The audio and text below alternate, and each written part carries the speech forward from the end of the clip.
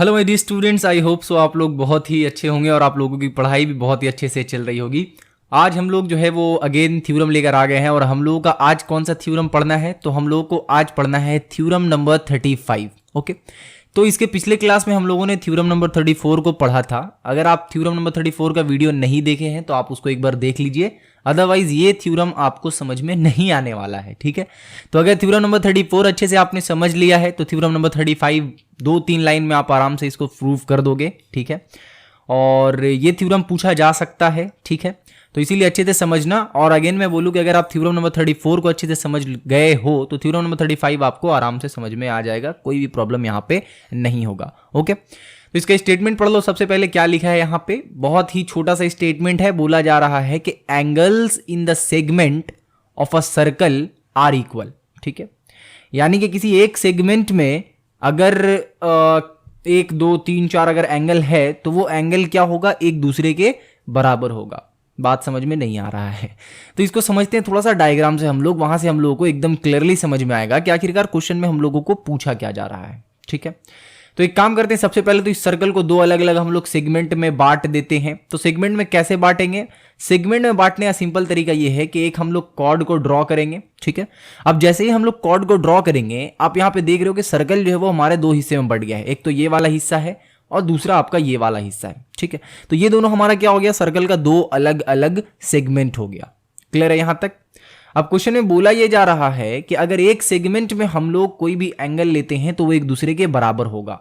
जैसे कि इसका कहने का अर्थ ये है, मतलब ये है कि अगर यहां पे से मान लो, अगेन ये ड्रॉ करना पड़ेगा मुझे, अगर यहां से मैं एक एंगल यहां पे बनाता हूं, इस सर्क्यूमफेरेंस पे मान लो एक एंगल मैं यहां पे बनाता हूं। ठीक है, अगेन मैं यहां से एक और एंगल बनाता हूं, मान लो यहां पे एक एंगल बनाता हूं। ठीक है, ओके, अच्छा, एक और एंगल मैं बनाता हूं, मान लो एक एंगल मैं यहां पे बनाना चाह रहा हूं। तो इस थ्योरम के थ्रू हम लोगों को ये समझ आएगा, या फिर इस थ्योरम हम लोगों को ये प्रूव करना है कि ये एंगल, ये एंगल, ये एंगल, ये सारा एंगल जो है वो क्या होगा, बराबर होगा, एक दूसरे के, एक तीसरे के बराबर होगा। ये हम लोगों को बेसिकली इस थ्योरम में प्रूव करना है। ठीक है, अब आई थिंक सो अगर स्टेटमेंट पढ़ोगे तो आपको समझ आएगा कि थ्योरम में करना क्या है। बोला गया है कि angles in the segment of a circle are equal. ठीक है, तो एक सर्कल के सेगमेंट में जितना भी एंगल होगा, ठीक है, सारे के सारे क्या होंगे, एक दूसरे के, एक तीसरे के, जितना सारा एंगल है वो सब एक दूसरे के इक्वल होगा। ठीक है, ये हम लोगों को बेसिकली यहाँ पे थ्योरम नंबर 35 में प्रूव करना है। अब बात यह है कि हम लोग इसको प्रूव करेंगे कैसे। ठीक है, तो सबसे पहले तो हम लोगों को पता है कि हम लोगों को गिवन लिखना पड़ता है, उसके बाद हम लोगों को टू प्रूव लिखना पड़ता है, आफ्टर दैट कंस्ट्रक्शन का पार्ट, एंड देन हम लोगों को प्रूफ का पार्ट लिखना पड़ता है। ओके, तो सबसे पहले क्या करते हैं, सबसे पहले यहाँ पे गिवन का पोर्शन हम लोग इंक्लूड करते हैं। ठीक है, गिवन का पोर्शन हम लोग को इंक्लूड करना है यहाँ पे। तो सबसे पहले क्वेश्चन को पढ़ो और पढ़कर देखो कि गिवन में हम लोग क्या लिख सकते हैं। क्वेश्चन में बोला है कि एंगल्स इन द सेगमेंट, इसका मतलब ये है कि कहीं ना कहीं हमें एक सर्कल ड्रॉ करना होगा और उस सर्कल में हम लोगों को एक सेगमेंट, दो बेसिकली सर्कल को हम लोगों को क्या करना होगा, सेगमेंट में डिवाइड करना होगा, और आफ्टर दैट हम लोगों को उसमें मिनिमम जो है वो दो एंगल बनाना पड़ेगा और उसी को हम लोगों को यहाँ पे गिवन में लिखना होगा। तो यहाँ पे आप कह सकते हो कि हमारा सबसे पहले तो कहने के लिए हमें इसको ड्रॉ करना होगा अच्छे से। ठीक है, अच्छा, एक और क्वेश्चन था जो आप लोग कमेंट में पूछा कोई कि भैया क्या हम लोग कॉर्ड को जो है वो सिर्फ ऐसे ही ड्रॉ करेंगे क्या। तो नहीं, आप कॉर्ड को जैसे दिल करे आप वैसे ड्रॉ करो, आप चाहो तो ऐसे ड्रॉ करो कॉर्ड को, आप चाहो तो ऐसे ड्रॉ करो कॉर्ड को, चाहो तो यहां से आप डायरेक्टली ड्रॉ करो, जैसे आपकी मर्जी आप वैसे कॉर्ड को ड्रॉ कर सकते हो। It is not compulsory to draw the chord horizontally. Okay, आप वर्टिकली कर सकते हो, आप थोड़ा सा टिल्ट करके, जैसे आपका मर्जी वैसे, बस वो जो है वो सर्कल के सर्क्यूमफेरेंस के दो पॉइंट को टच करना चाहिए, दैट्स इट। ओके, अच्छा, तो सबसे पहले तो एक काम करते हैं, इस सर्कल का हम लोग सेंटर डिफाइन करते हैं। तो मान लो ये हमारा इस सर्कल का सेंटर है। ठीक है, यहां से हम लोग इस सर्कल को दो अलग अलग सेगमेंट में बांट देते हैं, एक हमारा ऊपर वाला हो गया, एक नीचे वाला सेगमेंट। ठीक है, अब जो हमने सेगमेंट में बांटा है, इस सेगमेंट के ऊपर एटलीस्ट हम लोग क्या करते हैं, दो एंगल ले लेते हैं। ठीक है, एटलीस्ट हम लोग क्या करते हैं, दो एंगल ले लेते हैं। तो एक हम काम करते हैं, यहां पे बना लिया जाए हम लोगों का एक एंगल। ओके ओके, और दूसरा एंगल मैं बोलता हूं कि दूसरा एंगल मैं यहां पे बना लेता हूं। ठीक है, इस जगह पे बना लेते हैं। तो ये हम लोगों का दो एंगल बन गया। अब यहाँ पे हम लोगों को करना क्या है, इसको नेमिंग करना होगा। नेमिंग वगैरह आप बुक से देखकर कर सकते हो, यहाँ पे उसमें कोई प्रॉब्लम नहीं है। तो आप यहाँ पे नेमिंग खुद से भी लिख सकते हो। ये हमारा है A B और ये आपका हो गया C D। ठीक है, जैसे आपको मर्जी आप उस तरीके से यहाँ पे नेमिंग कर सकते हो। अब मैंने याद है आप लोगों को एक बात बताया था कि हमारा जो ये पोर्शन है यहां से लेकर यहां तक, जो ये वाला पोर्शन आप लोगों को दिख रहा है, इसको हम लोग कहते हैं आर्क, ठीक है। बट इसको आर्क अच्छे से रिप्रेजेंट करने के लिए हम लोग को यहां पे कुछ एक नाम देना पड़ता था, तो इसका हम लोग नाम पी दे रहे हैं। तो अब हम लोग क्या कर सकते हैं, यहां पे डिनोट कर सकते हैं कि APB जो है वो क्या है, दैट इज एन आर्क, ठीक है। ये हम लोग यहां पे लिख सकते हैं, काम आएगा इसीलिए यहां पे लिख रहे हैं, ठीक है। दूसरा काम हम लोगों को क्या करना है, गिवन में हम लोगों को यहां पे लिखना है कि लेट एंगल, कौन सा एंगल हम लोगों ने बनाया भाई, तो एंगल ACB और एंगल ADB हम लोगों ने बनाया, तो आपको वही लिखना है कि let angle ACB and angle ADB be the two angles on the same segment of a circle with centre O। Simple सा चीज आप लोगों को यहां पे लिखना है। अब यहां पे गिवन के बाद हम लोगों का कौन सा पोर्शन आता है, हम लोगों को पता है कि गिवन के बाद जो हमारा पोर्शन आता है दैट इज प्रूव क्या करना है वो थोड़ा सा बता दो, तो यानी कि टू प्रूव। अब टू प्रूव वाला सेक्शन एकदम अच्छे से लिखना है हमें, तो टू प्रूव में क्या करना है, बेसिकली एंगल ACB को बराबर दिखाना है एंगल ADB के, ठीक है। ये हमारा बेसिकली इसमें प्रूव करना है कि जो सेगमेंट में हमारा दो एंगल बन रहा है that is exactly equals to each other, ये हमें यहां पे प्रूव करना है। तो हमने क्या किया, ACB is equals to ADB हमने यहां पे लिख दिया है।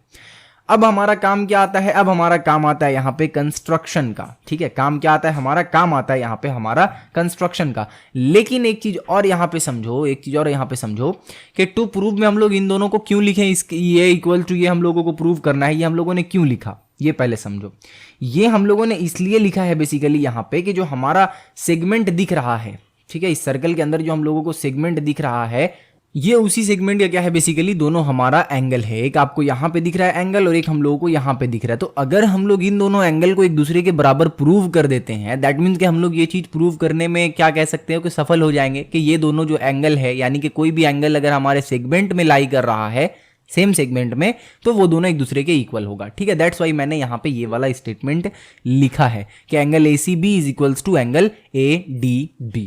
अब टू प्रूव में तो हमने यहां पे लिख लिया है। कंस्ट्रक्शन में हम लोगों को यहां पे क्या करना होगा, कंस्ट्रक्शन में हम लोगों को एक काम करना होगा, तो इसीलिए मैं यहां पे कंस्ट्रक्शन का एक काम कर देता हूं।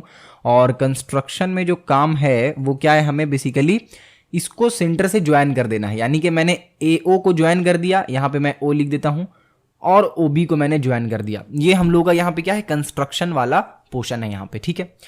अब कहीं ना कहीं ये वाला चीज आप लोगों को पिछले वाले थ्योरम से थोड़ा थोड़ा आप इसको रिलेट कर पा रहे होंगे, कैसे वो अभी आपको थोड़ी देर में समझ में आएगा। देखो कंस्ट्रक्शन में आप क्या करोगे कि लेट ज्वाइन, या फिर सिंपली आप कंस्ट्रक्शन में लिखोगे ज्वाइन OA एंड OB, ठीक है। एकदम सिंपल स्टेटमेंट आपको लिखना है। कंस्ट्रक्शन हो गया। अब हम लोग डायरेक्ट आते हैं प्रूफ वाले पोर्शन में कि इसको प्रूफ कैसे करना है। तो प्रूफ वाले पोर्शन हम लोग सिंपली क्या करेंगे, प्रूफ वाले पोर्शन में हम लोग इसको प्रूफ करेंगे, राइट। तो देखो पिछले वाले थ्योरम से, यानी थ्योरम नंबर 34 से हमें क्या कंक्लूजन मिला कि अगर एक आर्क के ऊपर दो एंगल फ्रेम कर रहा है, एक एंगल सेंटर पे बन रहा है और दूसरा एंगल अगर सर्क्यूमफेरेंस पे बन रहा है, तो सर्क्यूमफेरेंस पे जो एंगल बन रहा है उसका डबल जो है वो इक्वल होगा किसके, जो सेंटर पे बन रहा है। तो यहां पे सेंटर पे कौन बन रहा है, ये बन रहा है। तो एंगल AOB, ठीक है, क्या होगा हमारा, इक्वल होगा किसके, टू एंगल ADB के इक्वल होगा, ठीक है। बट यहां पे एक चीज समझो, आपको लिखना कैसे है वो समझो। आपको लिखना है कि angle AOB at the centre, जैसे बता रहा हूं एग्जैक्टली अच्छे से समझो इसको, at the centre and angle, angle नहीं लिखना था यहां पे, हम लोगों को एंगल का डायग्राम लिखना था। तो एंगल ADB, एंगल क्या लिखा मैंने, angle AOB at the centre and angle ADB at any point on the circle, at any point on the circle, on the circle lies on the same arc। मैं इसलिए ये पूरा statement यहां पे लिख रहा हूं बिकॉज ये पूरा थ्योरम का यही वो मेन स्टेटमेंट है जो आपको इसमें मार्क्स दिलवाएगा, ठीक है। तो point on the circle lies on the same arc, और यहां पे आर्क आपको क्या करना है, APB, ठीक है। तो कुल मिला के आपको याद क्या रखना है कि अगर सेम आर्क के ऊपर दो एंगल बन रहा है, एक एंगल सेंटर पे और दूसरा एंगल सर्कल के किसी भी पॉइंट पे बन रहा है, तो वो दोनों जो है उसके बीच का रिलेशन क्या होगा? उसके बीच का रिलेशन ये होगा कि जो सर्कल के सर्कमफेरेंस पे एंगल बन रहा है उसको अगर हम लोग 2 टाइम्स कर देंगे तो वो हमारा इस एंगल के बराबर होगा, यानी सेंटर के एंगल के बराबर होगा। तो इस चीज को आप लिखने के बाद यहां पे ये कंक्लूड कर सकते हो कि देयरफॉर एंगल AOB जो है हमारा, यानी कि जो सेंटर पे बन रहा है, that is equals to twice of angle, आप यहां लिख सकते हो ADB। ओके, और इसी तरीके से आप यहां पे लिख सकते हो, सिमिलरली करके आप ये यहां पे बता सकते हो कि सिमिलरली जो हमारा एंगल AOB है वो ट्वाइस ऑफ क्या है हमारा? ट्वाइस ऑफ एंगल ACB भी है। ठीक है, यानी कि देखो एक तो ये हमारा ADB है और दूसरा ACB भी है। क्यों? क्योंकि ACB भी किसके ऊपर लाई कर रहा है? इस आर्क के ऊपर, यानी कि APB आर्क के ऊपर कौन लाई कर रहा है भाई? AOB भी लाई कर रहा है, एज वेल एज ACB भी लाई कर रहा है। और AOB हमारा सेंटर में है और ACB हमारा सर्क्यूमफेरेंस पे है। तो ये हम लोगों को यहां से ये रिलेशन मिल गया। ठीक है, तो अगर यहां पे मैं एक कंक्लूजन आप लोगों को बताऊं, ठीक है, अगर कंक्लूजन बताऊं तो इसको एक बार अच्छे से देखो और एक बार इसको अच्छे से देखो। दोनों में क्या हो रहा है? दोनों में जो है वो दोनों AOB के बराबर है। तो क्या मैं लिख सकता हूं therefore twice of angle ADB is equals to twice of angle ACB। ये चीज मैं लिख सकता हूं। कैसे मैंने लिखा? इसलिए लिखा क्योंकि ये भी AOB के बराबर है और ये भी AOB के बराबर है, यानी ये दोनों एक दूसरे के भी बराबर होगा। ऑफ कोर्स ही बात है। इसका मतलब अगर मैं यहां पे 2 हटा दूं या फिर सिंपली कहूं दोनों साइड से अगर मैं 2 से डिवाइड कर दूं तो हमारा ये वाला चीज प्रूव हो जाएगा कि एंगल ADB जो है वो इक्वल है किसके? एंगल ACB के। ठीक है, ये हम लोग का यहां पे प्रूव हो गया और आप यहां पे लिख सकते हो इजीली कि हमारा ये जो थ्योरम है वो क्या हो गया भाई? प्रूव्ड हो गया है। ठीक है, इतना इजी था। लेकिन ये इजी बना कैसे? ये इजी बना हम लोगों को थ्योरम नंबर 34 प्रूव करने के बाद। अगर थ्योरम नंबर 34 नहीं प्रूव कर पाएंगे, नहीं समझ पाएंगे, तो ये वाला थ्योरम समझ नहीं आएगा कि कैसे हम लोगों का एक आर्क के ऊपर जो 2 एंगल लाई करता है, एक सेंटर पे और एक सर्क्यूमफेरेंस पे, उसके बीच का रिलेशन ये वाला कैसे आता है। ये तभी समझ आएगा जब हम लोग थ्योरम नंबर 34 को करेंगे। और थ्योरम नंबर 34 को अगर अच्छे से कर लिए तो हमारा थ्योरम नंबर 35 तो ऐसे ही हो जाएगा। ठीक है, तो बस इतना ही था इस थ्योरम में। हम लोग का थ्योरम जो है वो प्रूव हो चुका है। अगर एग्जाम में आए तो आप इसी तरीके से इसको प्रूव करना, लेकिन आप इसको प्रूव करने से पहले और इसके बाद भी एक थ्योरम है उसको भी प्रूव करने से पहले ये दोनों थ्योरम यानी थ्योरम नंबर 36 या 37 जो है हम लोगों का, वो भी हमारा थ्योरम नंबर 34 से ही रिलेटेड है। यानी कि चैप्टर नंबर 7 में अगर आप थ्योरम नंबर 34 अच्छे से पढ़ लेते हो देन आपका समझो कि इस चैप्टर में ऑलमोस्ट सारा कुछ हो जाएगा। ठीक है, तो इसी के साथ आज का क्लास हम लोगों का यहीं पे खत्म होता है। मिलते हैं फिर नेक्स्ट क्लास में, तब तक के लिए अपना बहुत सारा ख्याल रखिए और पढ़ते रहिए। Thank you.